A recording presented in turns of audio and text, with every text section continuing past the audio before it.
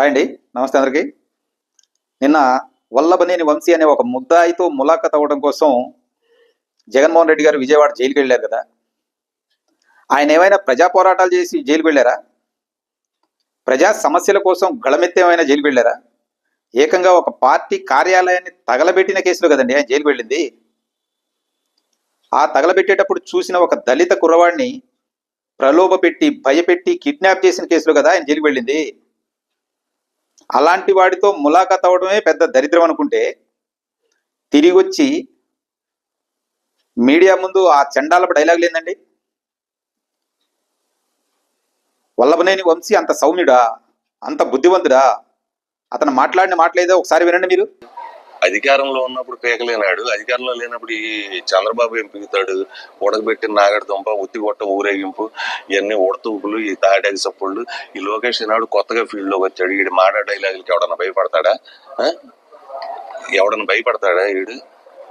ఈ బాబుకే భయపడినాళ్ళు మళ్ళీ ఈడికి భయపడతారా?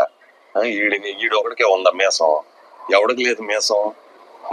ఒక పక్క మీ పార్టీలో ఉన్న కేతిరెడ్డి, వాసుపల్లి గణేష్ ఇలాంటి దరిద్రుల వల్లే పార్టీ నాశనం అయిపోయిందని ఒక పక్క గళమెత్తా ఉంటే, మీకు తలకాయ లేకుండా వాడితోటి ములాఖత్ అయ్యి బయటకు వచ్చి సినిమా డైలాగులు చెప్తారా?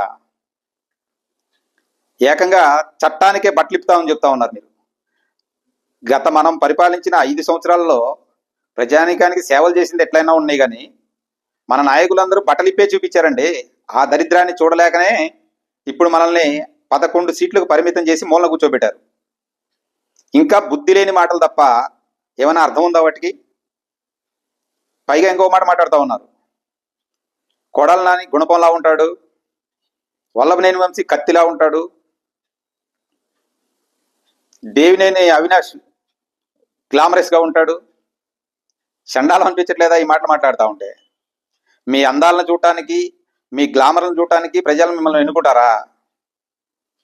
జగన్మోహన్ రెడ్డి గారు ఈసారి గెలిస్తే ఒకవేళ మీకు పెద్ద పెద్ద ప్యాలెస్లు ఉంటాయి కదా, మీ నాయకులందరినీ అక్కడ పోగు చేసుకుని లోపలికి వెళ్ళి తలుపులు వేసుకుని మీ ఒకళ్ళ అందాలు ఒకళ్ళు చూసుకోండి సార్. రాష్ట్ర ప్రజానీకానికి ఎందుకు చూపిస్తారు మీరు? మళ్ళీ అధికారంలోకి రావాలనుకునే నాయకుడు మాట్లాడే మాటలేనాయి? నారా లోకేష్ గారు మాడా మాటలు మాట్లాడుతున్నారా? మీ నాయకులు మాడా మాటలు మాట్లాడుతూ ఉన్నారా? ఇప్పుడు అధికారంలో ఉన్నప్పుడు కొడాలి నాని రమ్మని రా, ఎవరినో టచ్ చేయమని రా, చూస్తాను, అది బిగుతాను ఇది బిగుతాను అన్నాడు కదా. నిన్న యాంకర్ మాట్లాడుతుంటే ఏం బిగుతాం అన్నాడు? మమ్మల్ని పీకి జనాలు పక్కన పెట్టారు, ఇప్పుడు ఏం మాట్లాడతాం అంటున్నారు. అది మనాళ్ళు పీకే పీకుడు. Thank you.